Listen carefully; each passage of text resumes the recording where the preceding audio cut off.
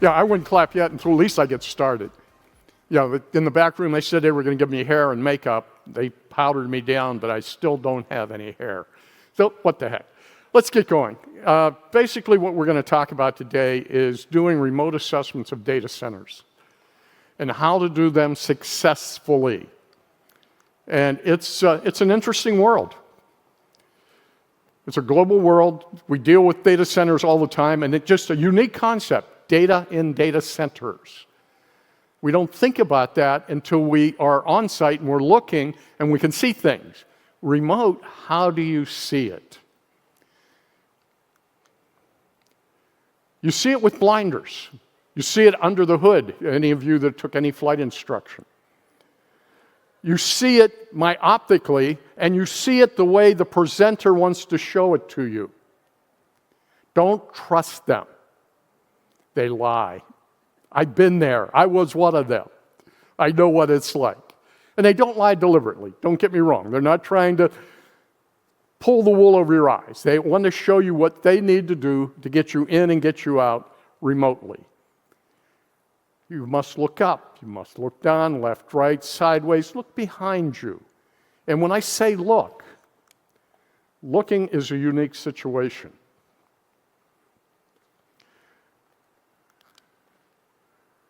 What do we see on the screen? We see shoes, right? Do we really see shoes, or do we just see blur? There's shoes in this depiction. And they're neat shoes, all lined up. How many of them are not paired? Now remember, we're talking about data centers, and we're seeing shoes. Should be a clue. What do we see hanging down in the top middle of that picture? A wire. Why do we have a wire hanging down out of the ceiling in basically a rack? What's it attached to? Where does it come from? Where does it go to? Be sure when you look, you ask. And then, by the way, how do we even get to see what we're looking at? We deal with pitfalls all the time in remote assessments. Does anybody see anything wrong with this graphic? Any of you were in Boston, you might have the answer already. Those of you weren't. This is what the individual is going to show you via the cell phone or the iPad or the whatever camera type display he's giving you. This is what he shows you for a rack. What's your first thoughts? Nobody. Okay. It's simple. It's upside down. Did we gather that? Do we know what we're looking at? Do we know what all those little green lights are on the bottom side of that, which is actually the top of it, and those are the connect racks, no big deal. But then there's some other lights just at the very bottom of the picture as you see it. But where do they go to? What are they from? Because that's a switch. There should be no lights there. But there was, this particular one, there's a modem on the back side of it. What does a modem connect to? Why is the modem there? We must look at what we see and see what we look at. If you're just going to sit there under the hood and look directly at whatever they show you, you're going to go in and you're going to go out and you're going to be in a lot of trouble by the time you're done. Real life examples. Went to a data center in Brazil. And as I'm going into the data center, I see the loading dock where they're bringing stuff in and out, and I see 6 pallets of computers. I just made a little request about the 6 pallets of computers. Anybody know what these are and why they're here? Coming in, going out. Oh, they're going out. We sold them to a third world country. Okay, now we're at a data center, and somebody's got to be PCI compliant, and I ask one unique question. Was the data wiped? Oh, we always wipe it. Well, who did it? For the sake of this argument and discussion, we'll just say John. John did it. Where's John? Well, he's been on vacation for 3 weeks. When were they put on the pallets? 2 weeks ago. guess what? They were never wiped. They would have lost all of their data. When you're doing data center and data center assessments, even if you're on site, pay attention to third parties. Major data center in Jacksonville, Florida. In the healthcare industry, not PCI, but in the healthcare industry. Had service provider in there putting in new equipment in their clusters. 3 months later, they realized that one server out of each of the clusters disappeared and the PHI data was being sold across the internet. It's a maze. When you look at the maze, you must understand how to get from the front to the back and look at everything on the sides. And we run into a lot of obstacles when we're dealing with data centers and a remote assessment. Number one is whoever is showing you what are the rules of engagement. Are they owned by the company that you're assessing? Are they a colo? Are they a third-party colo that has no, allowing nothing on? Are they a lights-out data center? Are they a data center that's in the cloud? And everybody's enamored with the cloud. Frankly, the cloud is just somebody else's big computer sitting on a floor somewhere. Sometimes you know where it's at, sometimes you don't. Sometimes you get the nuts, sometimes you don't. Candy bar mounds for those of you from the States. Where are the logs? Where are all of these things that when you're there in person, you always ask for? Because the person who is going to show you around remotely is already logged in. Generally, they are part of the staff, and in a lot of cases, they're part of the security staff, which are third-party service providers to the data center owners. So they come out from behind their little guard station, they take their phone or their iPad or whatever they're going to use for the day, and they walk you around, and they're holding the phone like this, and they're going all over the place as quickly as they can because they want to go take their break, have their lunch, and get rid of you for the day. And the phone goes this way, the phone goes that way. And then what do you do when you're in a skiff? Those of you that are unfamiliar with what a skiff is a data center that allows no emanations outside it. Those that are P2P friendly know skiffs all the time because all of the places where they work are skiff rooms. There are a lot of data centers out there that are skiffs. So they take their cell phone in and there's no connectivity. How do we do that remote assessment? Now we have to ask for pictures. And if you think watching a camera is fun, get somebody to start snapping pictures of a rack to show you the label on every device in what, even if you're sampling, a rack, and then go to the back and show you pictures of everything in the back of the rack. And then you have to go back and say, no, this little box on picture number 9 on the back of the box that has no label on it, what is it? Who owns it? Why is this hard drive plugged into this server? Why are there 5 USB drives laying on the top? Why do I have CDs laying around? In the world of DLT tapes, why are the tapes sitting on top of the tape drives? All these questions that you have to ask and get around. Service providers and data centers. What is their responsibility? So before you even start, you're going to ask all of the in-depth questions. They may not even know that they have to answer them or how they answer them. If they're only giving you ping, power, and pipe, and you're responsible, then you have to have somebody from the company that you're working with to take you to the rack.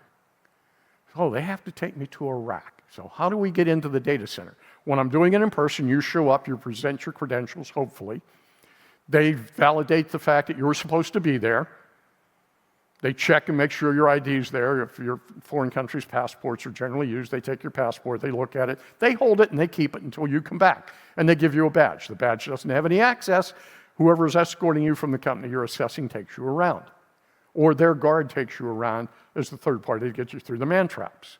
So you go into the man trap, you get through the man trap, you go out, you go into the raised floor, you go to the rack, the room, the cage, whatever. How do we open it? Where are the keys? All the way back out to the front door because we got to look at the key log. Who charged the keys out? Are the keys permitted to be removed from the facility? I can tell you if the guard that's managing the front desk, he's not going to charge them out. He should. They're doing physical security. There should be a log of those keys charged out. Who had them and when? Why? Because they can take them out, take them off premise, make their own set of keys, hang them up on the rack, and away you go. Those of you that have done this for a long time, it's not uncommon to go into a raised floor area that have locked cages and lean on, particularly the cage door where they're bringing equipment in and out, and push on it, and it's open and unlocked. Where is the log that you have to have for going in there?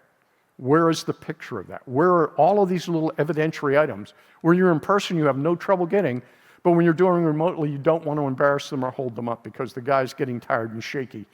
You know, this is the guard that's 67 years old. Okay, 87 years old. He's there on his retirement. He's got the cane and he's walking around, and the camera's sort of a little jittery. And that's an overstatement of a condition where the people that are giving you the observations are doing what you're asking, but you must ask very specifically what you need. Those of you who've done them remotely before, have you ever asked to see the ceiling? Have you ever asked to see under the raised floor? If there are overhead cable trays, have you ever asked to see what's in the cable tray? When you're on site, you do it all the time. I love climbing in cable trays. It's amazing how many things you can find up there that shouldn't be there. The owner of the data center must protect the asset. They must have the logs. They must have all of the data that you need. Clouds. Oh, now we're totally enamored. It's the cloud. It's the Azure cloud. It's the AWS cloud. It's John Doe's cloud. Well, it's got to be safe because it's in the cloud. The cloud, remember, is nothing more than a big bunch of gas. Think about that. Good gas, bad gas, we don't know. Florida's getting ready to get hit with a really big cloud, Milton, coming through where I live. I'll be north of it, hopefully. But, you know, you got to think about cloud and cloud centers. Where are they? What are the rules of engagement for them? On a cloud, what are you allowed to do? Of those of you that have done data centers where cloud furnishers or cloud augmenters are present, it's a very difficult data center even to do in person. When you ask to do it remotely, you can only see that one little portion of it that has been confined to you. And God forbid, it's like an IBM multi-tenant where you're a part of a mainframe. So which part of the DASD rack is you? Which part of those tapes is you? All of those definitions, all of that descriptors, all of that data needs to be determined prior to you going. You've got to pre-plan what you're going to ask for. Generally, when I'm doing them remotely, I send everything out in advance. I'm going to need somebody with an iPad or a camera. These are the things I absolutely want to see. These are the things I would like to see. And if we have extra time, let's look at this. Loading docks always to look at. Logs in the rack rooms, in the racks. Man traps. Look at the man traps the last time it was certified. When I do them in person, I love to go into the man traps, particularly where they do them one at a time, and just stand there and stand with all your weight on one foot, but make the other foot like it's there. And they'll fault it. 9 times out of 10, they'll just leave you pass through. When they expect you should be standing on both feet simultaneously.